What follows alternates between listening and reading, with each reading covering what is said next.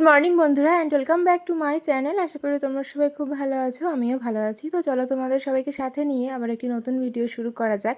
কাল সারা রাত খুব জোরে বৃষ্টি হয়েছে, ওয়েদারটা বেশ ভালো, সেই জন্যই আজকে একটু অন্যরকম জলখাবার বানানো হচ্ছে।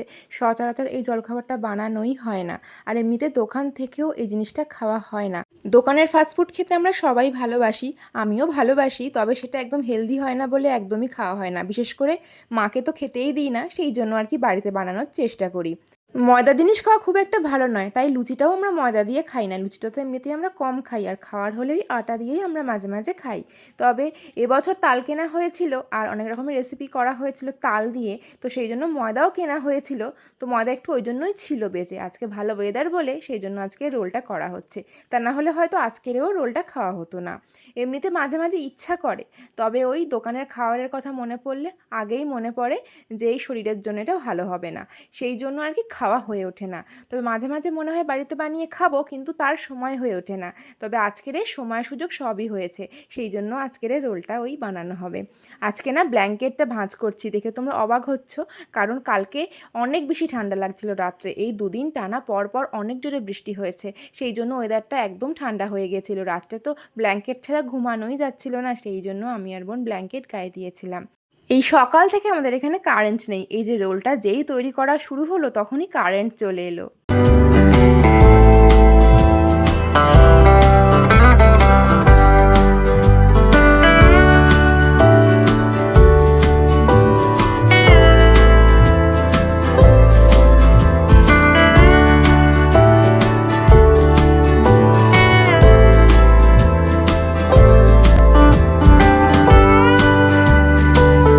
মা রোলটা বানায় একদম সাদামাটাভাবে, সিম্পল কিছু জিনিস দেয়, শসা পেঁয়াজ ব্যাস টমেটো সস। দোকানে যে অনেক রকম জিনিসের রোল বানানো হয়, সেই রোলের থেকে আমার মায়ের হাতের রোলটা খেতে অনেক টেস্টি। যেই রোল করা শেষ অমনি কারেন্ট আবার অফ হয়ে গেছিলো। বোন ওই ফোনের ফ্ল্যাশ লাইট জেলে আর দাঁড়িয়েছিল, কারণ একদমই দেখা যাচ্ছিল না কড়াইয়ে যে কী দেওয়া হচ্ছে, মশলা টশলা কিছুই না। সেই জন্য আর কি বোন একটু ফ্ল্যাশ লাইটটা ধরে আর দাঁড়িয়েছিল। আসলে মা এদিকে পুঁই শাকটা জল দিয়ে সেদ্ধ করতে বসিয়েছিল। মা ওই রান্না করতে করতে রোলটা খেলো, আমি আর বোন ওদিকে খেয়ে নিলাম। খেয়ে দিয়ে এসে আবার এদিকে বসে পড়েছি, এক বড় কাজ রয়েছে। দিনটি ছিল রবিবার, আর সব এই সবজি টবজি যে মা কিনেছে এগুলো সব ধুয়ে টুয়ে রাখতে হবে, কারণ পরের দিন সোমবার, সেদিন আমাদের রান্না। আর সেই জন্যই সব সবজিগুলো ধোয়া রাখলে একটু সুবিধাই হবে সব কাজবাজ করতে। এরকমটা সবসময় করি, তোমরা তো দেখেইছো আমার প্রত্যেকটা ভিডিওতে। বাড়িতে যখন কোনো পুজোর কাজ হয় তখন এমনটাই করি। পাশের বাড়ির কাকিমা এসেছিল গাছের নারকেল আর কলা দিতে, ওগুলোই দিয়ে গেছে, ওগুলো পুজোর কাজে দিতে বলেছে। তো সেই জন্য আর কি ওগুলো আবার ঠিক করে বের করে রাখলাম। চিংড়ি মাছ যখনই কেনা হয় তখনই বলি মাকে, তুমি চিংড়ির মাথাগুলো একদম ফেলবে না। রান্না পুজোর জন্য চিংড়ি কেনা হয়েছিল, ওগুলো কেটে কুটে পরিষ্কার করে মা রেখে দিয়েছে। তো সেই জন্য কিছু মাথাও ছিল, সেগুলোকে মাকে ফেলতে বারণ করেছিলাম। আর আগের দিনের চিংড়ি মাছের কিছু মাথা ছিল, যেগুলো জমতে জমতে ওই অতগুলো হয়েছে। চিংড়ি মাছের মাথার পাহাড় হয়েছে বলতে পারো। তো চিংড়ি মাছের মাথাগুলো সুন্দর করে বেটেছি, বেটে সিম্পলভাবে কড়াইতে একটু সর্ষের তেল দিয়েছি, রসুন পেঁয়াজ কাঁচা লঙ্কা দিয়ে একটু নাড়াচাড়া করবো ব্যাস। আর নুন হলুদ আর একটু মিষ্টি হিসেবে দিয়েছিলাম বাতাসা, কারণ চিনি শেষ হয়ে গিয়েছিলো। তারপরে চিংড়ির মাথা বাটাগুলো সব দিয়ে দিয়েছিলাম। একটু জলটা যতক্ষণ না শুকায় ততক্ষণ আস্তে আস্তে আমি হতে দিয়েছি। তারপর এদিকে ভাতটা বেড়ে নিচ্ছিলাম, কারণ এখন বোনকে আর মাকে আমি খেতে দিয়ে দেবো। যেহেতু দিনটি ছিল রবিবার, বোন তাড়াতাড়ি পড়তে যায়, সেই জন্য মার সাথেই বোন খেয়ে নেবে। আমি আবার ওই একা একাই খাবো, একা খেতে একদম ভালো লাগে না। একসাথে খেতে আমার বেশি ভালো লাগে, তবে সেটা আমার কপালে সবসময় জোটে না। সেই কাজের জন্য আমাকে একা একা বসেই খেতে হয়। বিশেষ করে দুপুরবেলাটা, রাত্রেবেলাটা সময় পাই খেতে। তাও মায়ের সাথে খাওয়ার তো সময়ই হয় না, মা তো আগে খেয়ে নেয়। আর আমার আর বোনের খাওয়া মানে সেই দুপুরেও লেট আর রাত্রেবেলাও লেট। ঝিঙে আলু কাঁচকলা আর পেঁপে দিয়ে পাতলা করে একদম মাছের ঝোল, দেখতে পাচ্ছ ঝোলটা দেখে কতটা পরিমাণে ঝোল করেছে মা। আর হয়েছিল পুঁইশাক পাতা দিয়ে চিংড়ি মাছ, আর ওই চিংড়ি মাছের মাথাটা বেটেছিলাম। তো মাকে আর বোনকে খেতে দিয়ে দিয়েছি। এখন আবারও খুব জোরে মেঘ করেছে। যতই মেঘ করুক, যতই বৃষ্টি হোক, জানি না কেন সবজি একদম বাইরে রাখা যায় না। সেই গরমটা ভিতর ভিতরে ঠিক আছে, তাই সবজি বাইরে রাখলে পচবেই। তাই সঙ্গে সঙ্গে আমি এই জিনিসগুলোকে ফ্রিজে ঢুকিয়ে নিচ্ছি, তা না হলে আর এই টাকা দিয়ে কেনা জিনিস নষ্ট ছাড়া আর কিছুই হয় না। এই ননস্টিকটা খুব শখ করে নিয়েছিলাম মিশো থেকে, তবে কোয়ালিটিটা খুব একটা ভালো হয়নি, আবার খুব একটা খারাপও না, ওই মিডিয়াম আর কি। তবে খুব যত্ন করে ব্যবহার করি। প্রথমবার এই ননস্টিক ব্যবহার করার অনুভূতিটা দারুণ ছিল আমার, খুব শখ ছিল ওতে রান্না করব। তাই আমি যখনই রান্না করি খুব যত্ন করে মেজে আগে ওটাকে সুন্দর করে আমি গুছিয়ে রাখি। সেরকমই গুছিয়ে মেজে রেখে এলাম। তোমাদের তো আগের ভিডিওতে দেখিয়েছিলাম আমাদের ঘরে টিউবলাইটটা একদম গ্যাস ফুরিয়ে গেছিলো। তো দেখলে তোমরা টিউবলাইটটা আবার নতুন করে লাগানো হয়েছে, বেশ ভালো আলো, মানে একদম চকচক করছে ঘরটা, মানে বেশি একেবারে সাদা সাদা লাগছে। তারপর স্নান টান করে আস্তে আস্তে 3:30 বাজলো, আর তারপরে আর কি একা একা বসে খেলাম দুপুরে।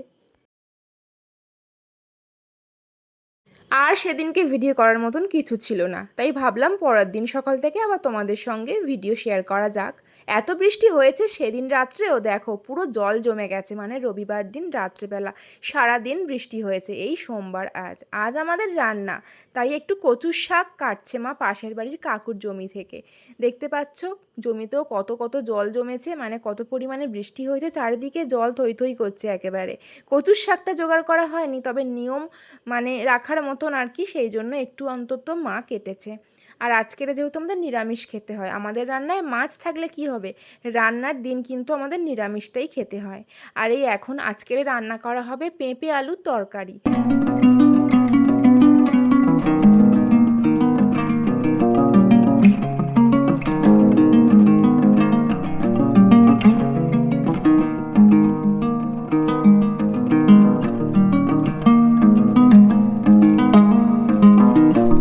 অনেক দিন ধরেই বোন বলছে একটা নিরামিষ তরকারি রান্না করবে, তো সেই জন্য আমি ভাতের ফ্যানটা ঝেড়ে দিলাম, এবারেও রান্না করবে, পেঁপে আলুর তরকারিটাই করবে। এদিকে মা কচুর শাকটা কেটে রাখছে, আসলে কচুর শাকটা আমি সেভাবে কাটতে পারি না, যেহেতু সন্ধ্যাবেলা থেকে আজকে সব সবজি কাটতে হবে, তাই কচুর শাকটা মা কেটে দিচ্ছে। এরপরে সন্ধ্যাবেলা থেকে তারপর আমি সবজি কাটা শুরু করব। যখন বোন রান্না করে তখন কাউকে রান্নাঘরে যেতে দেয় না, ও একা একাই করবে, মানে আমি যাই শুধুমাত্র ভিডিও করার জন্য, তাছাড়া রান্নার ব্যাপারে কেউ কিছু বলতে পারবে না, তাহলে সেই রান্না আরও টেস্ট আনতে পারে না। সেই জন্য আর কি একা একার মতন ওকে ছেড়ে দিই আমরা, যদি কেউ কিছু বলি তখন রান্না একদম উলটপালট হয়ে যায়। তো ওদিকে ও দেখছি রান্নাটা বসিয়েছে, এখন এদিকে চলে এসেছি কিছু জামা কাপড় সব ভাঁজ করব, মানে এগুলো তো প্রায় শোকাচ্ছে 2-3 দিন ধরে, বৃষ্টি বৃষ্টি ওয়েদার, এ কদিন বালিশের ওয়ারগুলো সব কেচে পরিষ্কার করা হয়েছে, দেখতে পাচ্ছ সব চেঞ্জ করা হয়ে গেছে বালিশের ওয়ারগুলো। ব্যাস মোটামুটি ঘরের কাজ তো একদম শেষ পরিষ্কার করার, কারণ বুঝতেই পারছো আজ তো রান্না আমাদের। মায়ের শাড়িগুলোকে একটা একটা করে বের করি, আর এইভাবে আবার যত্ন করে গুছিয়ে ভাঁজ করে তুলে রাখি। এখন এই পুজো স্পেশাল কিছু শাড়ি স্টাইলিংয়ের ভিডিও করছি, সেই জন্য শাড়িগুলো বেশ কাজে লাগছে। জানো তো, তোমরা আমাকে অনেকে বলেছে হলুদ জামাটা খুব সুন্দর। হ্যাঁ, এটা সত্যিই খুব সুন্দর, আর খুব যত্ন করে আমি পরি। এটা আমাকে বাবা দিয়েছিল একবার আমার জন্মদিনে, যাতে জামাটা একটুও কোথাও ছিঁড়ে না যায়, খারাপ না হয়, তাই না আমি খুব কম পরি। এই যখন বৃষ্টি হয় বা শীতকাল পড়ে তখনই আমি একটু একটু করে ওটাকে পরি, তাছাড়া সবসময় একদম ব্যবহার করি না, যদি খারাপ হয়ে যায় সেই ভয়েতে। ওটা সুন্দরভাবে যাতে সবসময় থাকে, সবসময় যাতে আমি দেখতে পাই, একদম নষ্ট না হয়, সেই জন্য এই ব্যবস্থা করেছি আর কি। এদিকে বোনের রান্না বান্না কমপ্লিট, ও একটু সস আর কেসুরি মেথি দিয়ে তরকারিটা নামিয়ে নিয়েছিল। তারপর স্নান টান করে এসে এই খেতে বসে গেছিলাম, একটু ভেন্ডি সেদ্ধ দিয়েছিল মা। আজ তো ভাবছি তাড়াতাড়ি খেয়ে দিয়ে কখন একটু রেস্ট করবো, এই টেনশন নিয়েই খাচ্ছিলাম আর কি, কারণ এই সন্ধেবেলা থেকে অনেক কাজ, তার উপরে সারা রাত জাগতে হবে, রান্না বান্না হবে। তো ওই জন্যই আজকের ভিডিওটা এইটুকুই বন্ধুরা, আবারও তো নতুন ভিডিও শুরু করতে হবে সন্ধে থেকে। আজকের ভিডিওটি কেমন লাগলো অবশ্যই জানিও, দেখা হচ্ছে খুব তাড়াতাড়ি একটি নতুন ভিডিওর সাথে।